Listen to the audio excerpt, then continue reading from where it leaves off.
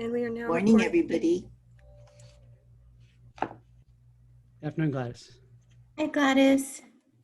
To the Pinal County Community College District Governing Board meeting. In observance of the current Centers for Disease Control and Prevention guidelines and Arizona Governor Douglas Ducey's Executive Order 2020-52 regarding social distancing, this meeting is being held virtually.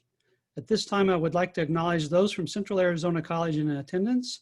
I am Dan Miller, Governing Board President, David Waldron, Governing Board Vice President, Secretary, Gladys Christensen, Board Member, Rick Gibson, Board Member, David Ordeon, Board Member, Jackie Elliott, Central Arizona College President, Chris Watka, Vice President of Business Affairs, and Mary Lou Hernandez, Executive Assistant to the President and Governing Board. Now call to order the August 18th, 2020 Governor's Board meeting. Item 2 under the action items is consideration of the consent agenda. All the following matters are part of the consent agenda and are to be approved by one motion. There will be no specific discussion of these items. Any item may be removed from the consent agenda by any governing board member. Are there any items that need to be removed?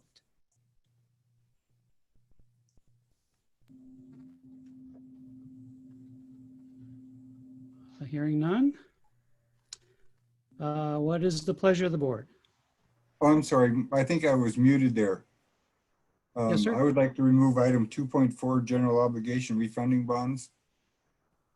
Item 2.4, general obligation refunding bonds. Hi, sir. Any other items need to be removed from the consent agenda? Okay, 2.4 is removed and set aside. In a moment, I'll ask Chris Watka to speak about this item, but for now, we'll address the remaining consent agenda. It's the pleasure of the board.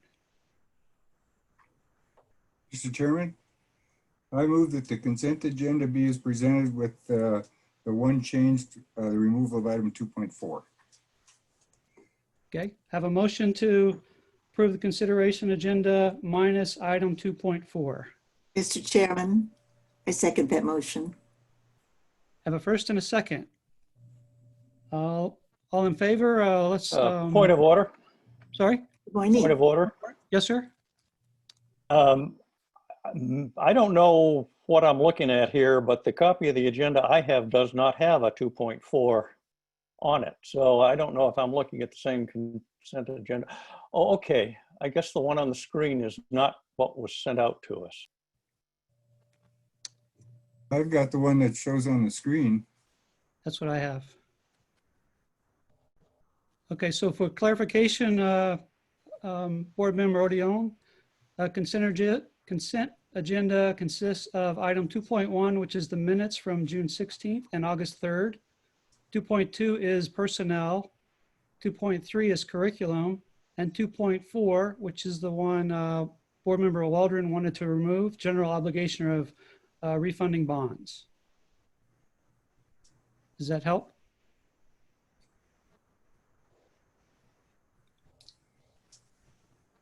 I believe you're muted, Dave. Yeah, that helps. Thank you. Okay. Are you still in agreement that item 2.4 is the one being removed, the general obligation refunding Yes, bonds? that's Okay. fine. All right. Very good. So we have a first and a second for approval of the consideration of a consent agenda with the exception of item 2. Mary Lou, would you please do a roll call vote? Yes. Board Member Waldron. Yes. Board Member Gibson. Aye. Board Member Christensen. Yes. Board Member Odeon. Yes. Board President Miller. Yes. Motion passes unanimously. Very good. Thank you. All right. Going back to item 2.4, general obligation and refunding bonds. Chris Watka, could we give you the floor and just give us a brief overview of what this item entails? Yes, sir. Thank you and good afternoon, Mr. Chair, other governing board members, Madam President, Secretary, and any colleagues and guests that we have present this afternoon. If you recall, at the July retreat, I presented a proposal from our bond council in regards to refunding a portion of our general obligation refunding bonds. We have done a refunding back in 2016. It was a low interest rate environment at that time. And we are also in the same position currently with a low interest rate environment to refund approximately $40 million that are remaining on our general obligation bonds.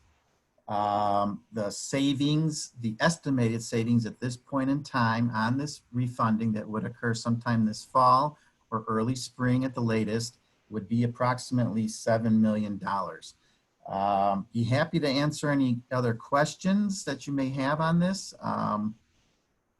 But it's just a regular refunding of our remaining general obligation bonds to save our taxpayers on the secondary tax levy. It'd be a less of a principal and interest payment for the remainder payments left on these GO bonds.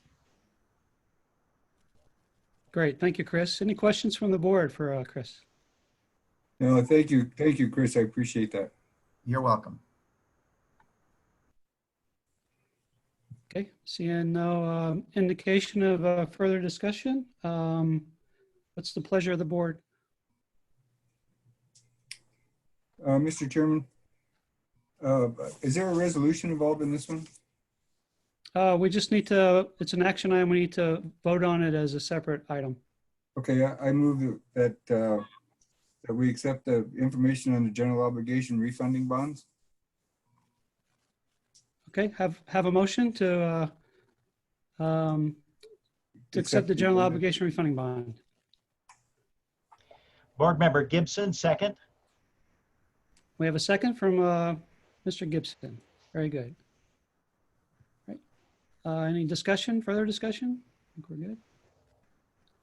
Seeing none, Mary Lou, would you please take a roll call vote? Yes. Board Member Waldron, Yes. Board Member Gibson, Yes. Board Member Christensen, Yes. Board Member Odiorn, Yes. Board President Miller. Yes. Motion approved unanimously. Very good. Thank you, Mary Lou. Right, that concludes the action items for today's board meeting. And just making sure that David Odiorn is, we're on the same page here. We're into the report section. So we're on item 3, which is report from the college president. And I'll turn it over to Dr. Jackie Elliott. Jackie? Thank you. Good afternoon, board members, guests, and attendees. A couple of things I would like to update the board on, and in particular the start of the fall semester, which we begin next Monday. Classes for fall will resume. In particular of note, about 80 to 90% of all instruction will be conducted virtually through Blackboard Collaborate with students who are enrolled in courses that do require hands-on activities such as nursing, heavy equipment, welding, etc.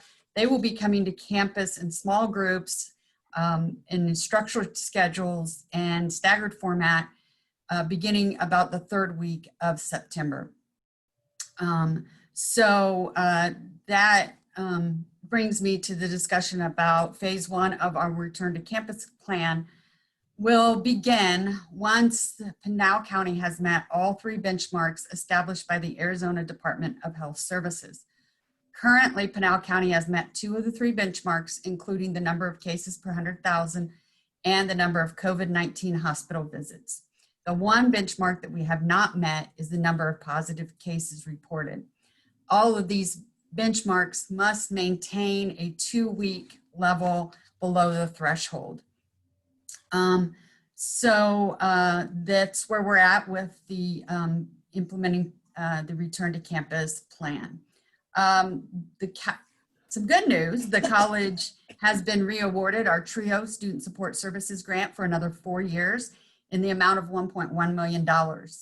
And construction on the Regional Workforce Training Center began this week with soils testing and preliminary utility line work. And another interesting thing that we held our All College Day, which is like our beginning of the year in service virtually. And we had 371 employees participating in the virtual event, and all the responses we have received is that employees appreciated being able to join virtually, to stay safe, and that they enjoyed the All College Day event. And one last thing to note is that we did receive a check of $4,000 from CVETS. You may recall we opened our Veterans Center on campus last year, but they generously sent us $4,000 for us to assist our veteran students with any associated expenses because of the pandemic. So we will be able to start distributing those funds to students probably next week. And that concludes my report, and I'm happy to answer any questions that the board may have. Thank you, Jackie. Very good items. What's the pleasure of the board? Any questions for Jackie or any comments? Mr. President, Rick Gibson. Go ahead, Mr. Gibson. Dr. Elliott, I know this is a difficult time for people in education across the county. And I'm absolutely convinced that the people of Pinal County, as well as our students, as well as our paid employees, are all wondering if we're going to be able to achieve academic success in the face of the challenges that we have that are caused by COVID-19. Do you have any feelings that you could share with the board that might help us better understand and maybe even have a little bit of a peaceful feeling that we're going to be able to achieve what we need to do and that the students are going to have a meaningful educational experience and still be safe? Thank you for that question. It's an exceptional question. It's a good question. And I think we demonstrated that we were able to provide students with a quality learning environment last spring when we had to pivot. And this summer, enrollment was up this summer. Students reported many of the students like the virtual format. It's not your traditional online, it's like this. So there is a face-to-face interaction that students are receiving. I have every confidence our faculty have been phenomenal in their conversion to Blackboard Ultra, their use of Blackboard Ultra, the learning that's been provided for them. They have had a lot of time this summer to refine their courses and be prepared to go virtually. We've been preparing faculty to have a virtual fall since early May. So they've had plenty of time. We've provided training, resources, webinars, workshops, around ensuring that quality learning can occur in a virtual environment for our students. So we have the most incredible faculty and staff, and they have really pivoted and been able to provide our students with all the services that they require virtually. And I think, while there are some students that probably prefer the actual boots on the ground in class, in-person situation, everyone's health and safety right now is the #1 priority. And so I have every confidence that we can provide that. And that is one reason why some of my colleagues across the state decided not to even do the skills testing with students and made the students take an incomplete for nursing students and welding students. And I'm really proud that we made the decision to say, no, we need to give these students this opportunity. We can do it safely. We can do it in small groups. We can make sure students are 6 feet apart, wearing protective gear, and that they can come to campus to do those hands-on experiences. While it is time consuming and requires a lot of scheduling, I think that's the right thing for students rather than just saying you can have all the classroom learning, but we're gonna postpone your hands-on learning till a later time. So, so that was a decision we made early on, is to continue with those. This is probably not the best answer because in these times it's really hard to know until we look at the student outcomes and student pass rates, but I have a lot of confidence in our faculty. Thank you. Mr. Chairman. Yes, sir. Go ahead. Jackie, a quick question on the matrix that those 3 items on the matrix that we have to meet. What happens, say for example, they're all 3 met, the 2 weeks carries out and we're still good, and then one of the matrix falls back. What happens at that point? Thank you for asking a question that keeps me up at night. This is, I think we have a phased plan and it has 4 phases. And probably my plan is to implement phase 1 for a whole 2 weeks. And phase 1 involves me and the VPs and a handful of deans and directors on campus managing the day-to-day. So we would go into phase 1 for 2 weeks, given now that this metrics is about a 2-week time period. And if it should fall back during those 2 weeks, it will be easy for us to pivot back to virtual because there will only be a few of us that were actually going on to campus.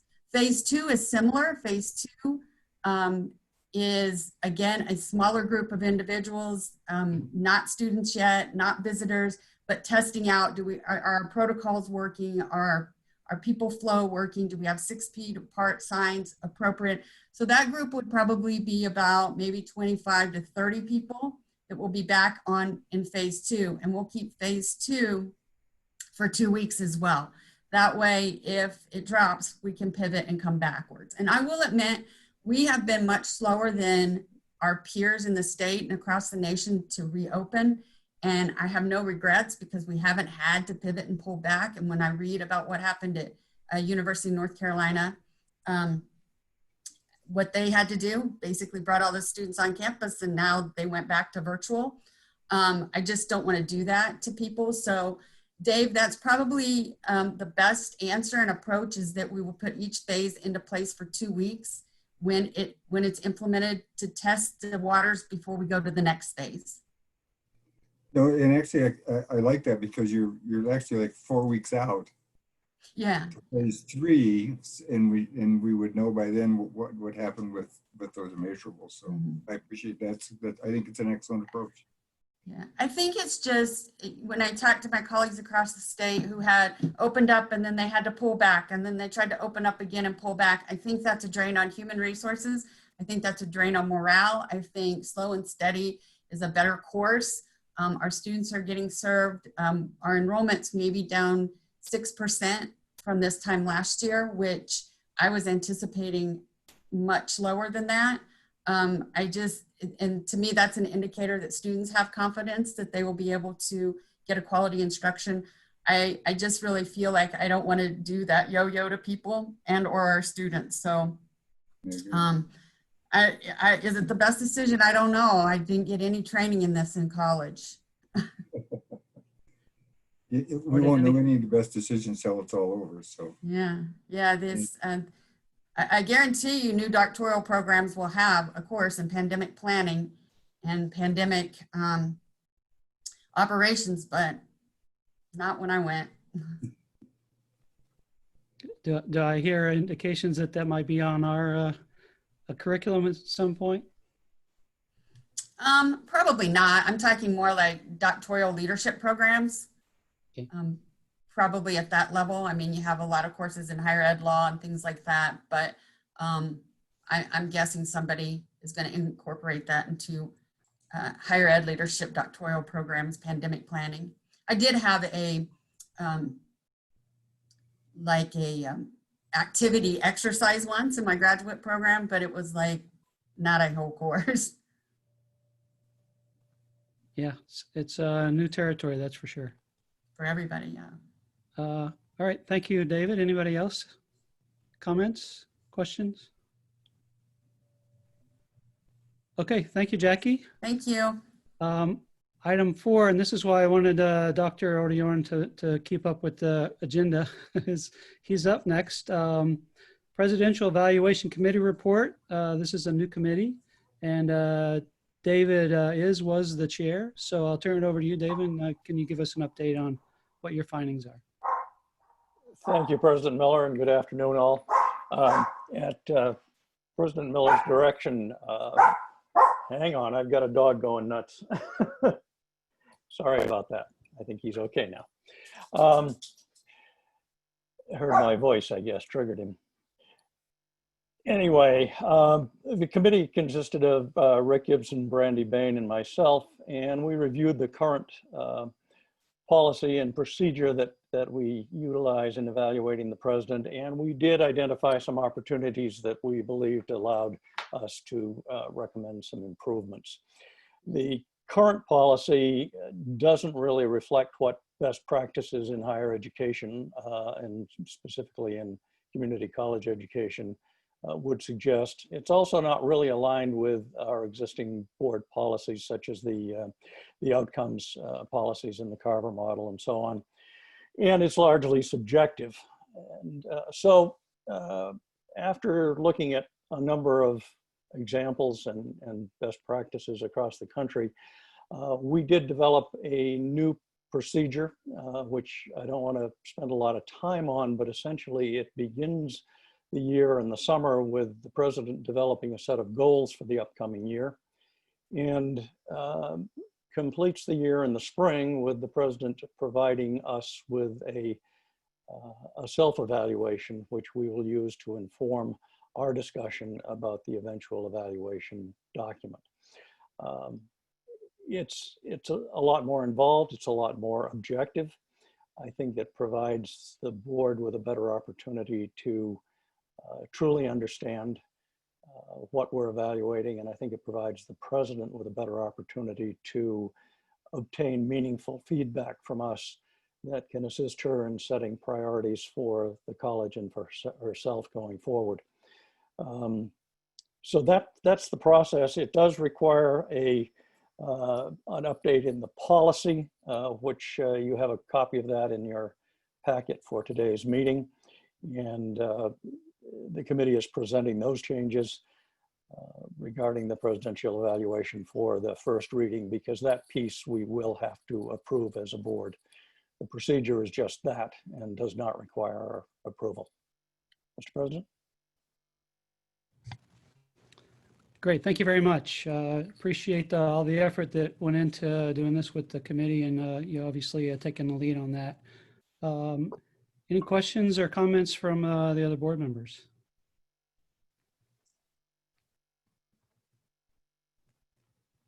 Hearing none, I do have one, Dr. Yodiorn.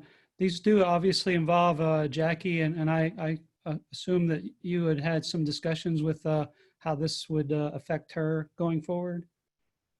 We did. The committee came up with I guess I'd call it a penultimate draft of all of this, and then met with Dr. Elliott and discussed it with her, got her input on it. And Dr. Elliott may have some comment on it, but I believe that she was on board with it as well. Okay, I see her nodding. Okay, ordinarily at the conclusion of meeting the objectives of a committee, we would conclude the committee, but I think because we have a second reading next month, and if there are any questions, I'd like to keep your committee open, if that's okay, Dr. Odiorn, until the conclusion of that second reading, if there are any questions, and then we'll adjourn that particular committee. Certainly, we serve at the pleasure. All right, thank you, and great job. Thank you. Okay, so that's the end of item 4. Moving on to item 5, Business Affairs Report. Chris Watka, back in the front view. Thank you, sir, and good afternoon to everyone once again. I have 3 reports for your information this afternoon: the monthly budget, the awarded bids over $20,000, and our annual review of intergovernmental agreements. So starting with the first one, the monthly budget report. In your packets, you have very preliminary information for the month ended June 30th of 2020. Now, this is the end of our fiscal year, but it is very preliminary since the fiscal year is kept open, typically at least through the end of August, for all year-end kind of journal entries that need to be put in, audit preparation work, and things of that nature. But the good news, in comparing our expenditures from June of 19, a year ago, we're virtually at the same percentage. This year it's 86.01% of our operating expenses. And this is an increase of 1/3 of 1% from the previous year, 0.28. which was at 85.73%. But once again, this is very preliminary, and they will, the expenditures will tick up slightly higher once all year-end entries are put in. The very good news on the revenue side, if you look at the revenue side, we, compared to the budget, we received approximately 99.3% of the revenues that were anticipated. So with that, I'd be happy to answer any questions on the June financials. Mr. Okay, thank you, President Chris. Gibson, Yes, sir, Mr. Gibson, go ahead. as always, I'm always interested in unexpected costs for aging facilities. Some of our facilities are still new and wouldn't expect a lot of expenditures on those, but some of our facilities are aging. We've done a lot to increase and then rebuild and strengthen, but we still have some that are aging. I was wondering if there were any expenditures, or maybe what the percentage of expenditures that were unexpected on building maintenance or solving building problems. Has there been any surprises during the past year? During this past year, there have been no surprises. Typically, any type of deferred maintenance projects that we have, such as any roofing or ceiling or things of that nature, those were all budgeted for and typically fully expended during the year. Obviously, that is a legitimate concern in case, you know, if our chiller, one of the chillers went out on any of the campuses or anything unexpected. But that is why we do budget contingency dollar amount for anything that may be unexpected that would occur during the year. Thank you. You're welcome. Any other questions of Chris? Chris, have you created like a line item for COVID specifically? What costs the college is seeing because of the pandemic? Not a particular line item for COVID, but the best way to analyze that would be what we are reimbursing ourselves through the CARES dollars, the CARES $2.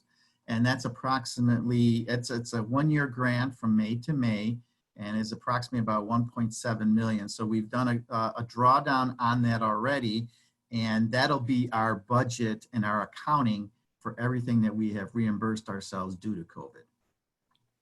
So that'll be readily available and reviewable in the future once we're fully expended of that dollar amount. Great, thank you. You're welcome. Okay. Any other questions about the budget? Okay, Chris, 5.2.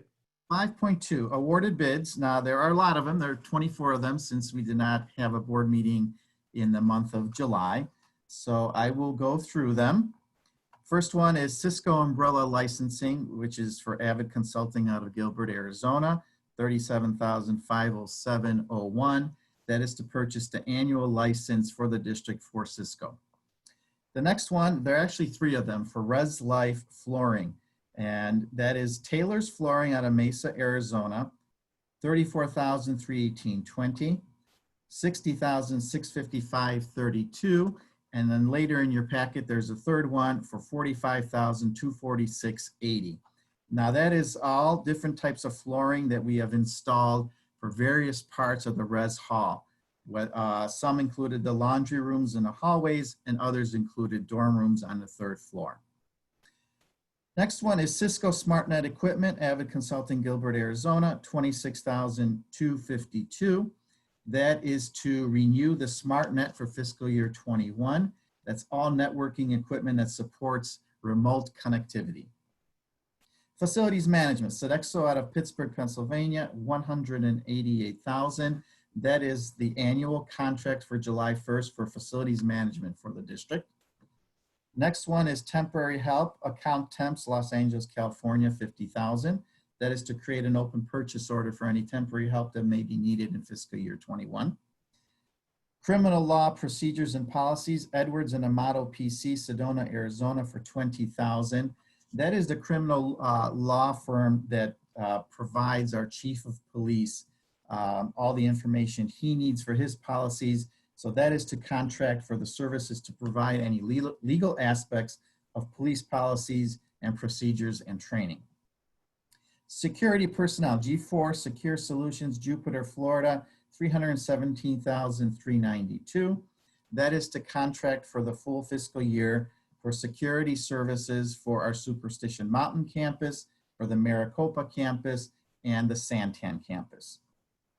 RICO Equipment Lease and RICO Maintenance Agreement, both out of Pasadena, California, are the next two for $29,832 and $21,120.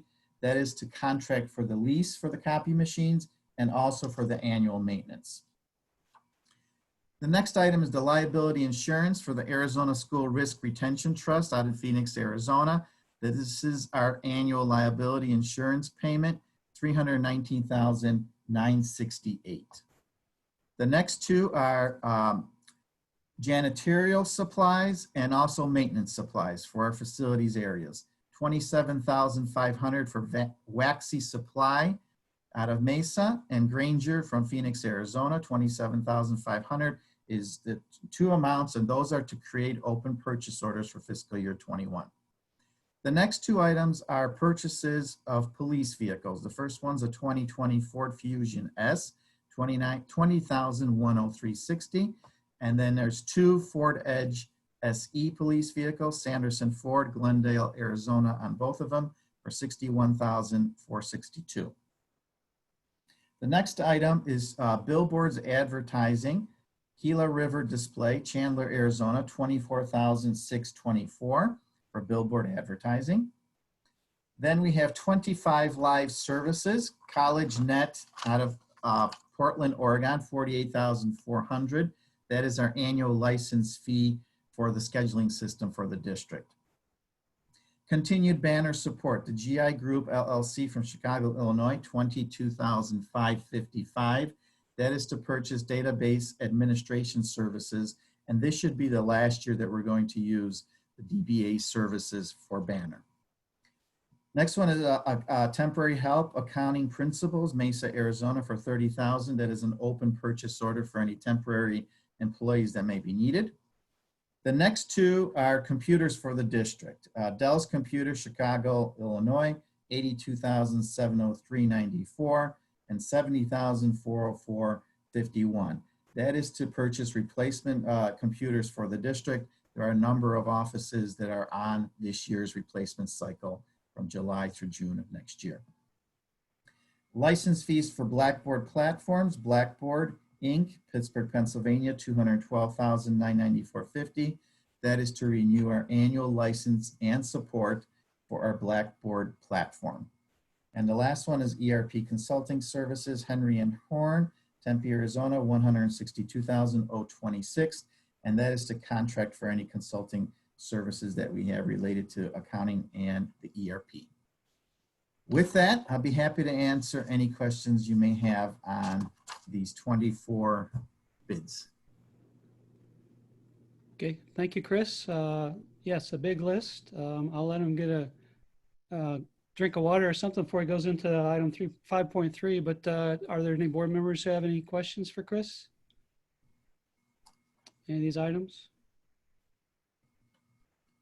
Okay, you ready for 5.3, Chris? Yes, sir. This is an informational item. It is a listing of all of our intergovernmental agreements that existed last year, meaning July 1st of 2019 through June 30th of 2020. There are a number of them. I'll be happy to answer any questions you may have. Most of them are IGAs and or MOUs, which is a memo of understanding. But we typically like to show the board what type of agreements occurred in the prior fiscal year. So this is for the year that just ended. Okay. Pleasure of the board. Questions for Chris? Chris, I do have a question. I mean, it looks like all of these are fairly familiar. Are there any that are new to us? Not just an extension of a previous MOU or IGA, but anybody that we're doing business with for the first time? That is a good question, and I'm trying to scan through this to see if there's anything that jumps out on me. They all look familiar to me, so yeah, a lot of them look like just amendments and new agreements for the year. I don't see anything off that is brand new per se. Right. Okay. Very good. Thank you. Any other questions? Okay, that concludes the business affairs report. Thank you very much, Chris. I appreciate those reports. Thank you. We're up to item 6, monitoring reports. Dr. Mary Kay Gilliland and the elusive Dr. Jenny Cardenas. I don't think she got her camera working. So we'll turn it over to you two. Thank you. Sounds great. Thank you. And I don't know what the deal is with the camera today, but here we are. I think can you see me? Gotcha for a second. All right, got me for a second, and then we have the report. So today, as we're getting started, I do want to share, we're kind of back to the very beginning with our monitoring reports. So today, Mary Kay and I, Dr. Gilliland and I will focus on the reports 1.1, 1.2, and 1.3, which really has to do in general with student success. So we can go to the next slide. So student success can be ensured through retention, persistence, completion, and transfer. And today, the 3 that we're going to focus on, the number 1 will be our retention rates. Then Dr. Gilliland will speak about course completion rates.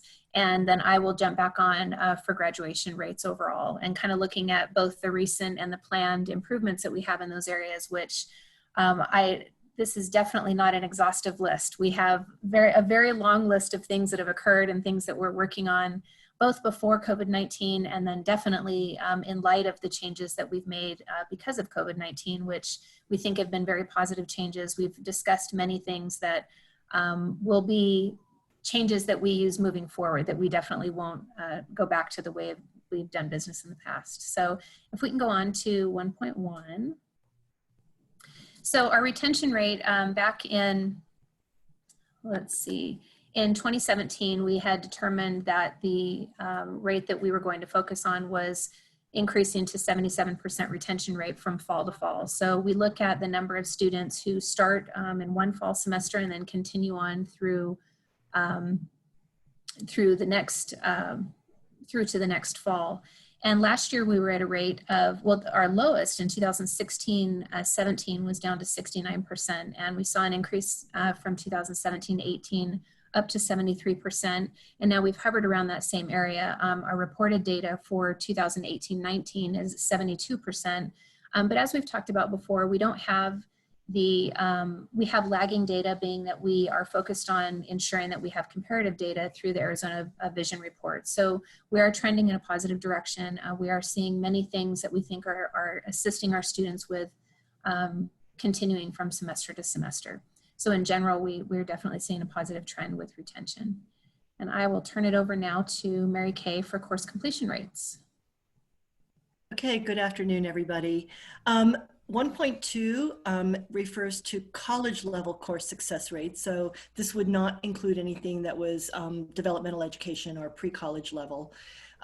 We had determined that we would be aiming for an 85% success rate for completion of college level courses.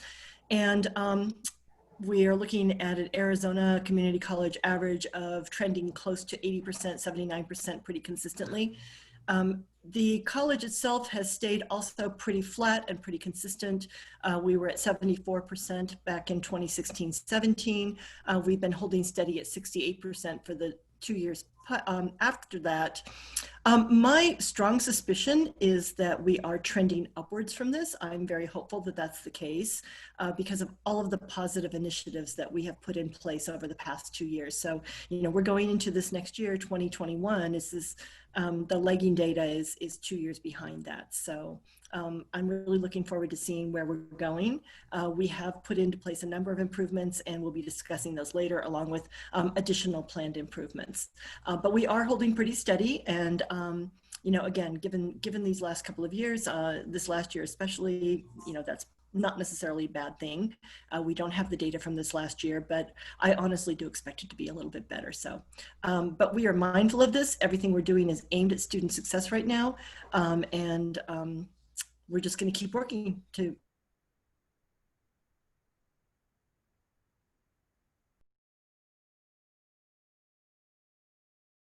Again, we're looking at lagging data. We have the 2017-18 report, which indicated that we were at 22% in comparison to the national statistic that showed 23% graduation rate.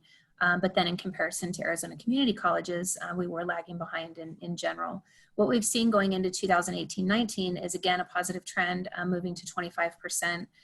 One of the things that I really wanted to point out here is we know that we've had a small decline in enrollment over the last couple of years. So even looking from 2018 to the current time period.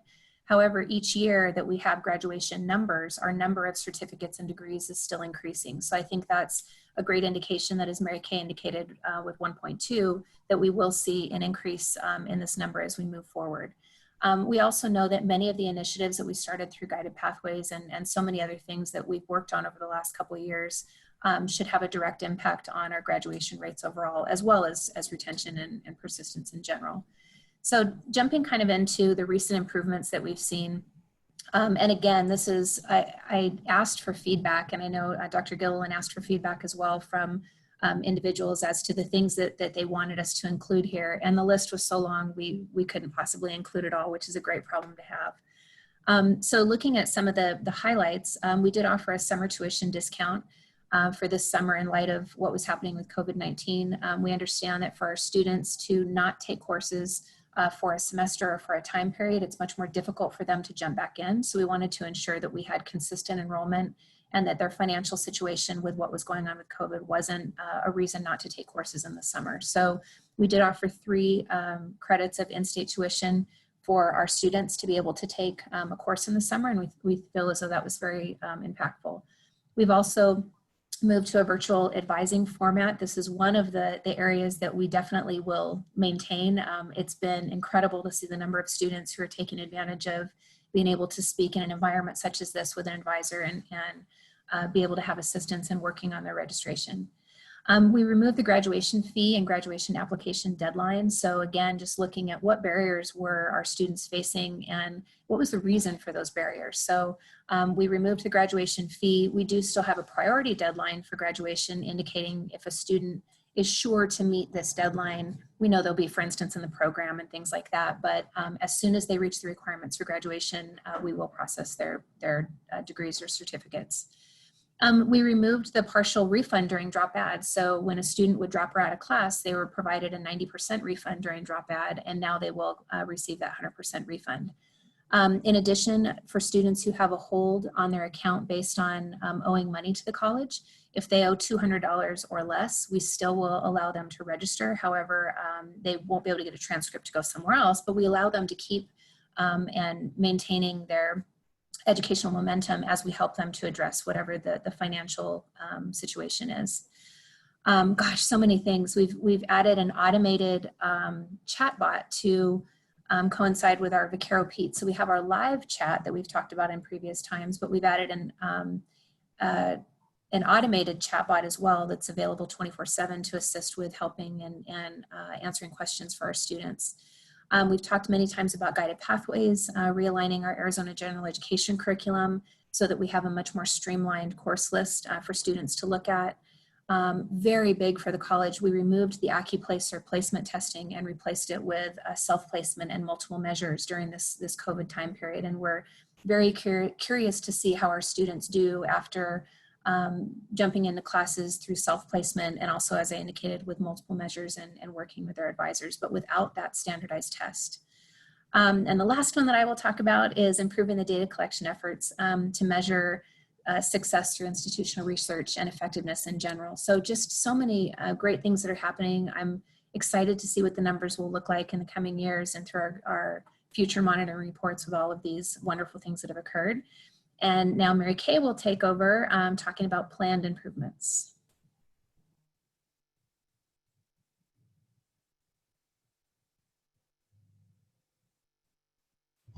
You're muted, Mary Kay.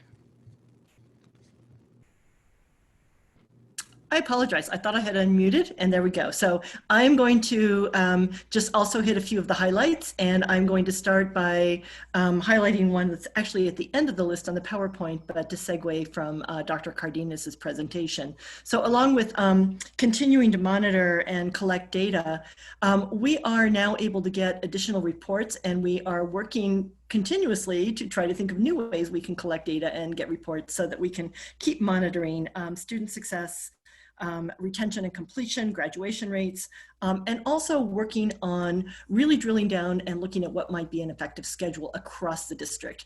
That's been a little bit more challenging in this past little bit of time because we moved to so much of it being virtual. We're not really offering too many things on the specific campuses. And of course, that is part of the challenge, but we are continuing to work ahead on strategies for that. So we hope we'll emerge from this time period with a stronger schedule that's going to be more robust and really hit student needs to help them complete, which I think is really important. A couple of the things that also pick up from where Dr. Cardenas's report left off with the recent improvements, along with removing the AccuPlacer testing, we are refining our methods for placing students into courses. We're using more multiple measures, which is something we've been developing for some time. One of the silver linings of this time period, if we can look at a silver lining of the COVID era, is that, you know, it's actually jump-started us into some things that we've been talking about and planning, and suddenly we were just in a situation where we had to implement without really thinking about it too much more. And the result is we had everybody on board, we're moving forward, and we're going to be able to measure the results from that. So moving from AccuPlacer and kind of heavy-handed placement testing of students, including those coming straight out of high school, we're picking up and using multiple measures such as their high school experience and scores, GPAs, other kinds of measures, so that we can really move students, we hope, more quickly into college level courses and help them move through the programs more quickly. We are going to have some data to measure from this summer because we had a much higher rate of enrollment in English 101s and a lot lower rates in some of those pre-college courses. And, you know, by all accounts so far, in the anecdotal feedback, you know, students actually picked up and were pretty successful. So fingers crossed that these are improvements that have made a difference, and we will continue to refine these methods as we go forward. They're part of our ongoing planned improvements. We have redesigned our DevEd program once again. We're continuing to refine that and drill down and eliminate those pre-college courses, condense them, pick up on what are the most essential competency areas for students to focus on. And along with sort of condensing that DevEd program, you know, moving students again more quickly into college level courses that way. We're also looking at supplemental support processes to help students not have to go through a credit course, but just kind of brush up on skills and get ready to move into those college classes. We have been doing boot camps in math, which have been very successful. We're looking at a similar, well, we have a new academy for the writing, but we're looking at a third one that we're in the process of creating. We have discovered that in the boot camp, some of the things that students really need to learn are some of those softer skills, as we sometimes call them, but to just have that kind of coaching success. So we are looking at the possibility of bringing on what we might call academic success coaches through our Title V grant funding to sort of pilot to see how that might work.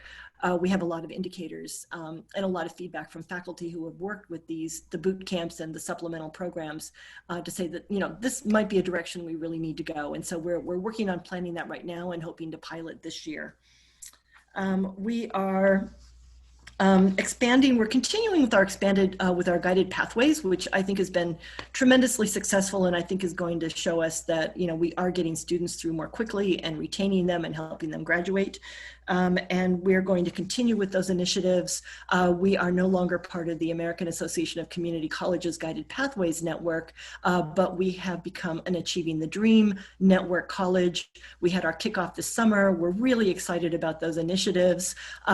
It's not going to be brand new, but it is going to continue to support us and coach us as we move forward with all of those programs. So I think this is a really positive thing. We had a great kickoff, and we have all sorts of plans to continue with what we're doing that's making a difference. We are embarking on a new mapping project this year for our guided pathways, and that is mapping our certificate programs. This is not typically part of what Guided Pathways does at many colleges, but we feel that it's very important at Central Arizona to be able to map those certificates, know exactly what they need to do to complete. And because many of our certificates are actually stackable, a student who decides to start with a certificate program for direct employment may realize when they're successful in finding that this is the case, that they'll take that second, and by the time they do the second one, they're very close to finishing or have an associate of applied science degree. We're getting them to complete one step at a time. And so mapping those processes is going to be another improvement that we're looking forward to carrying out this year. We have some things we're bringing on, including some incentives for students who are going to be in residence life, though that won't apply so much this semester. We hope that will come forward next time around. We are also bringing on some new plans for students. So a lot of great planned improvements to build on what we've already done. And I think people are very excited. We're seeing some success, and we're seeing everybody working really well together. You know, again, the focus is just on students and student success. So I will stop there, and I'll leave this open to any questions the board may have of either Dr. Kurtz or. Great, thank you, Mary Kay and Jenny. If there was ever any question about the college's commitment to student success, I think both these lists here and what you're saying, the recent improvements and the planned improvements, should remove all doubt from anybody's mind. So I appreciate the bulleted items. Open it up to the board. Any questions or comments for Mary Kay or Jenny? Mr. President, Rick Gibson. Yes, go ahead, Mr. Gibson. I'm looking at 1.3 graduation rate, and you know, I've been looking at these graphs for a number of years, and I think I begin to understand them, but then all kinds of questions keep coming back up. I'm looking at the at 1.3 graduation rate and comparing Central Arizona College to other community colleges in Arizona and across the nation. And I understand that these figures are mixes and matches and averages. Can you help me understand the factors that put Central Arizona College a little lower than the statewide averages consistently? And I understand, you know, that there are different segments of society, but when we start averaging, Central Arizona College is right between two large counties. We have a lot of people that are looking for work and are trying to upgrade their skills, and I'm just not sure I understand why we consistently are below the state average. I'll try to address it a little bit and then let Mary Kay and Jenny jump in because they probably have more Arizona history. I think two things contributed to it. Prior to our Guided Pathways work, our students were, some of our programs were 80 hours or above, and we were finding that our students were taking 114 hours on average from CAC. So that told, when a program should be 60 hours and they're taking 114, that kind of told me that we didn't have clear maps and students are just kind of spinning in the system. We also used to have a reading prerequisite. Every student had to either take reading, I think it was take a reading class before they could graduate. And so there's a couple of those things. And then there's the AJAC that we have. And I think often students just come and get their general ed courses and then transfer, and have often seen the community college as just a place to go get your gen eds and then go to the university. And so I think we have to do a better job of marketing and branding, you know, come get a degree or certificate. We know that students, and when I say we, Community College Research Center has done years of data that shows students that complete a certificate or an associate's degree at the community college graduate at a rate 3 times higher than students who start right at the university. So we have probably not really emphasized prior to our Guided Pathways work the need to get a degree. I think we were an institution that kind of saw ourselves, if you weren't in an AAS program that led to employment, just come here and get your gen eds and then transfer. And I think we have to reshape that that message. And I think Guided Pathways is helping us, but I'll let Jenny and, Mary Kay fill in kind of their thoughts. I've been at CAC for 4 years. And so that's just kind of my perception and the things I've learned along the way, but Jenny and Mary Kay may have some other thoughts. Yeah, I definitely agree with what Dr. Elliott has said. And I think one of the biggest focuses for us has been in how we have conversations with students and how we have conversations with school districts and business and industry. And it's not looking at what courses we can provide or what individual skills we can help students to acquire. And we're really looking at how do we help a student to reach their goal, whether it be a certificate or a degree. We're talking now about developing a map. And academics is working to develop this for our high school programs to say, if you're in high school, rather than just taking a class here and there based on what's offered, how do we help you to really focus on taking the courses that you need to earn your associate's degree or to graduate from high school with your AJEC at the same time as you're graduating from high school. But how do we help you to really look at that as a package opposed to just individual courses? So I think we've had great courses offered in the past and still do. And now the focus is just shifting a little bit more on that whole package. So we've tried to do that through marketing. I think the collaboration and the way that student services and academics are working together is also helping to share that message. So Mary Kay, if you'd like to add to that.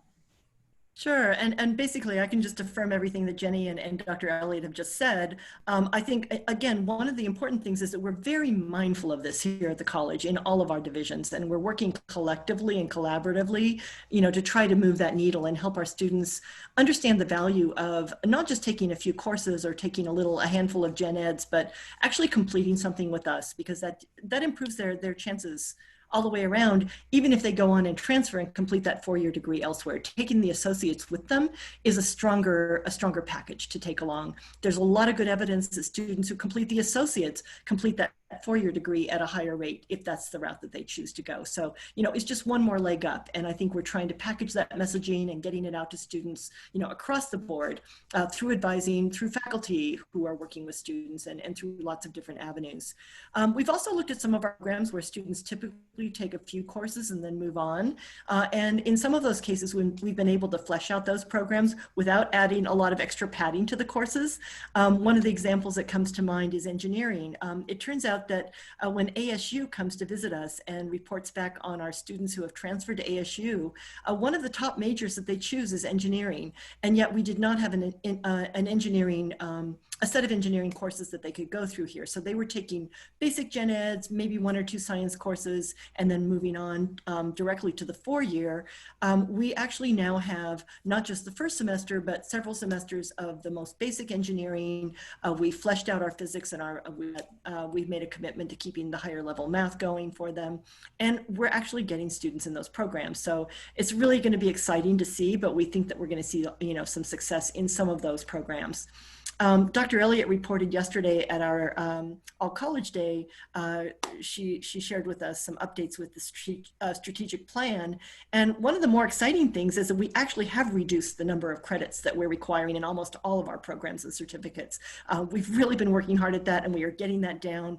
And I think that is going to show in our graduation results. If the students can complete an associate's with us with that smaller number of required credits that are going to actually count when they graduate and move on, rather than adding in a lot of extra courses that they don't really need, which, we had plenty of electives built into many of our programs that were not necessary.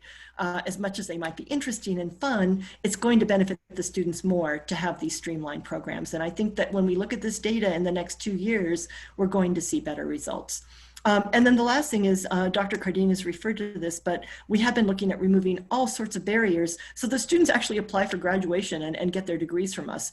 We were looking at some who would finish things and then simply not apply for graduation. So removing those fees, we had the last time we had a graduation ceremony on the ground, we had a huge attendance compared to, the year previously. I think this year, of course, we were not able to hold that, but our numbers do look like they're improving in that regard. So anyway, lots of exciting things going forward, and I do think we're going to see that trending up.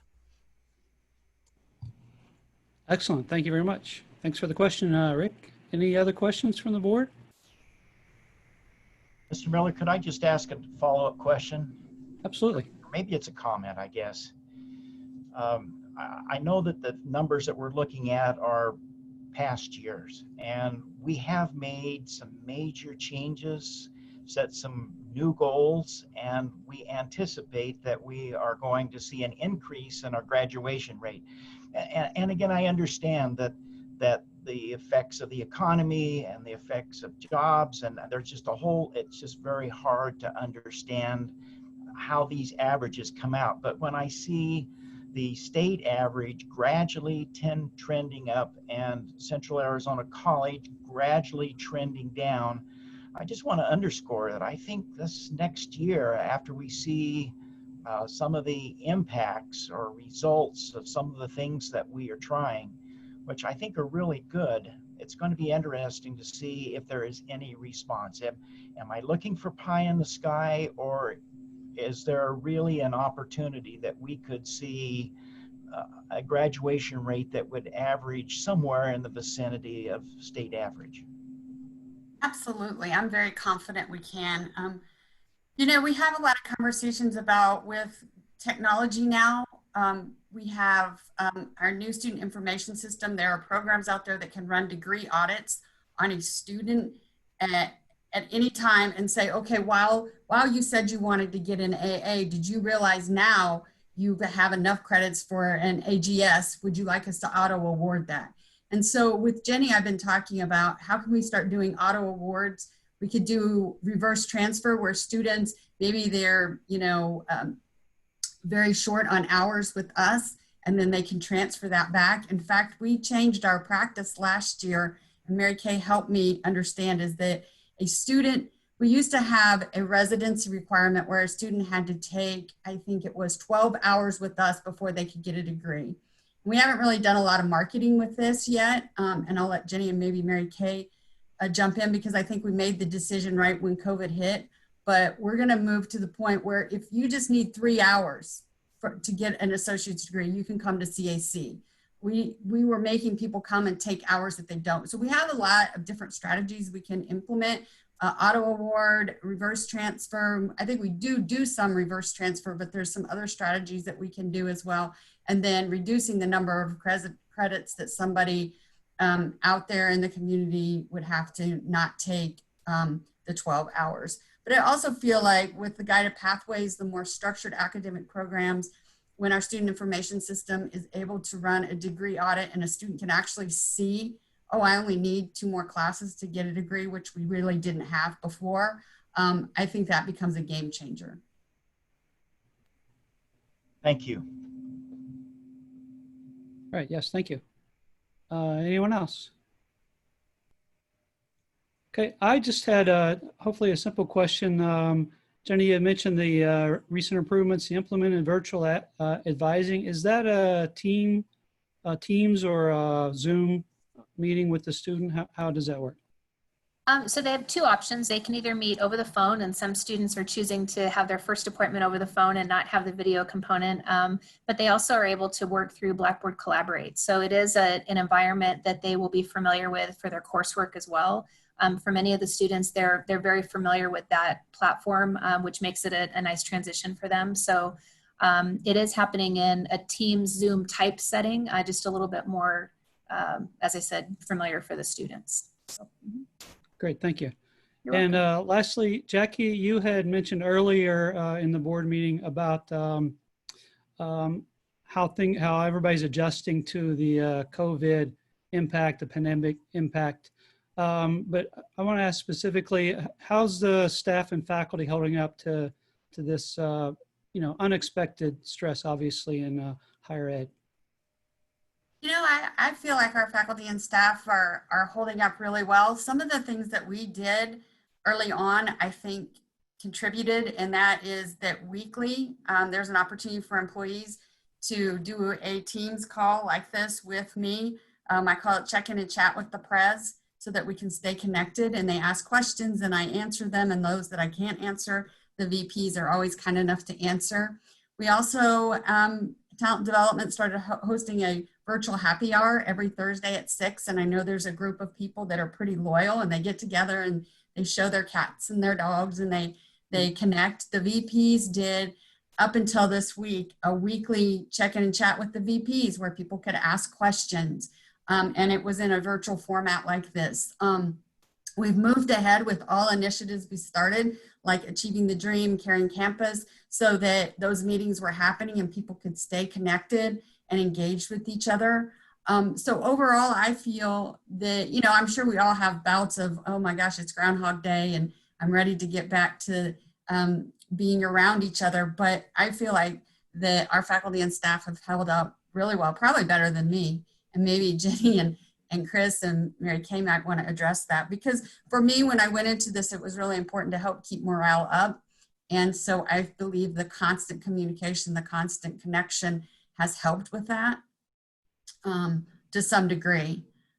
We haven't really, and you know, maybe that's a question the Campus Climate Committee can put out there now that we've started the semester, and they can maybe reach out and see how people are feeling. I know our Benefits and Wellness Committee has put out a monthly newsletter. Paula has done a great job about reminding employees about our employee assistance program if they need counseling or someone to talk to.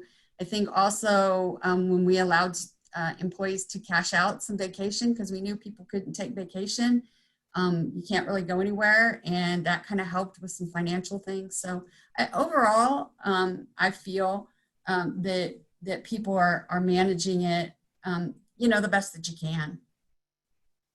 Certainly. Great. Well, you know, I think one of the things I miss, and maybe speaking for the other board members, is being on campus and seeing the busyness, the smiling faces, and the commitment that the faculty and staff have. So in that absence, you know, it's really important, I think, for us to understand how they're doing. And, you know, hearing that from you, I think is a second place to seeing them in person, but appreciate it. And I know that the faculty are being looked after by you and your staff, so much appreciated. Okay, and on that note, if there aren't any other comments from the board, going once, twice. All right, that concludes all the items on the agenda. The next governing board meeting is scheduled for September 15th. We would like to thank everyone for attending our virtual meeting. Thank all those behind the scenes who helped put this on. Definitely appreciate it. I know you are silent and in the background, but definitely could not do it without you. So thanks a lot, and we'll see you on the 15th. This meeting is adjourned. Stay well, everybody.